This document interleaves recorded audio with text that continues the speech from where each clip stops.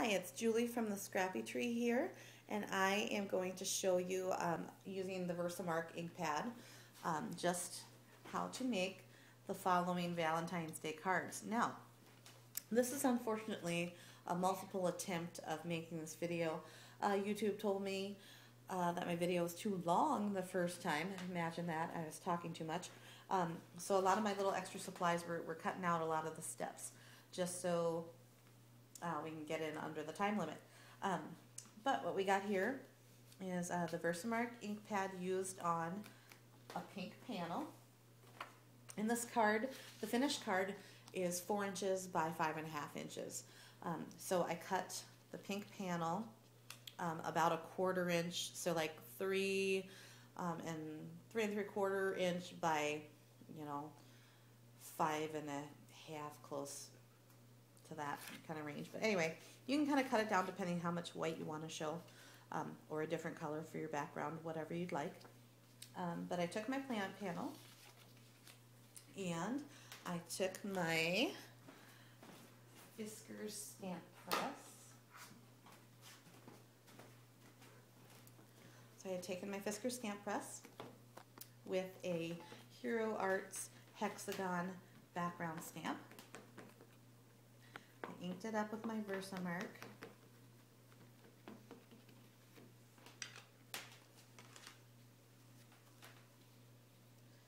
Get my paper kind of even there. Okay. And then I'm just going to press down and make sure I'm getting my whole stamp. Versamark is sticky, which is no problem. And then it comes off, and there will be a little bit of the ink that you can see. And for this card, I used clear embossing powder. And when the ink is still wet, you put the powder on. And that was a little clumpy. Okay, and then you go down there. Yeah, you might be a little bit more here and there.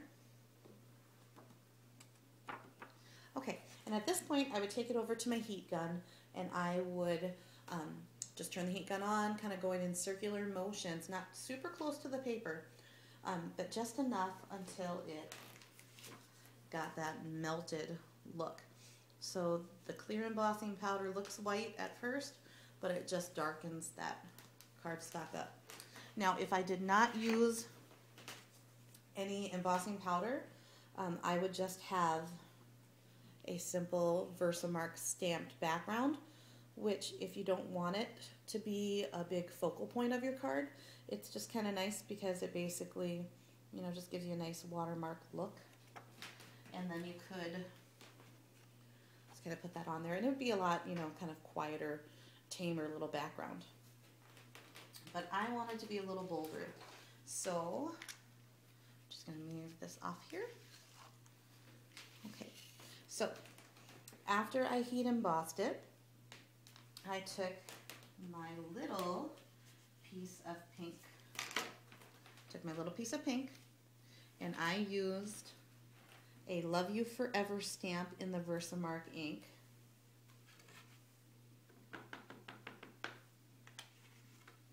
And it's the Love You Forever stamp is from Paper Tray Ink. And while that is still wet, I'm using black embossing powder on that.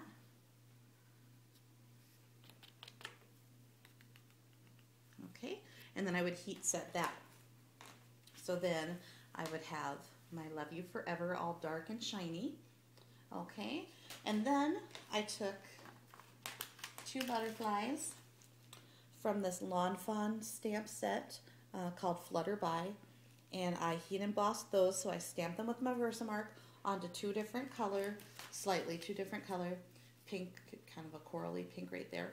And I did the same thing as I did with the Love You Forever, and I used the black embossing powder on it. And then I heated it up, and then I cut the butterflies out. Lawn Fawn does make dies that go along with their stamp set too, so depending if you want to invest in the dies, then you don't have to cut them by hand, but otherwise it's not that bad. So I cut those by hand, and then I used some pop-ups, just some foam squares, and then I pop them up. And I should say, actually, before I put the butterflies on, after I had the adhesive on, I went and I used the pink twine, and I just tied a little bow just around the pink panel. I didn't go all around like the card itself, so I just used it on the pink panel. Okay, so once I got the ribbon tied, then I put my butterflies on top, and then I took this heart washi tape from Doodlebug, and I placed that on the bottom. I just tore off a length, just whatever I thought looked nice. So you can do the same.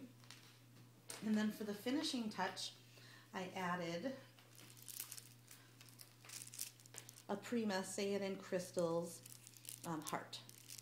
And they are adhesive backed already.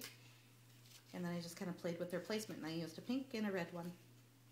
So those are our cards today using the Versamark ink. And I'll have something else to show you using Versamark in the future.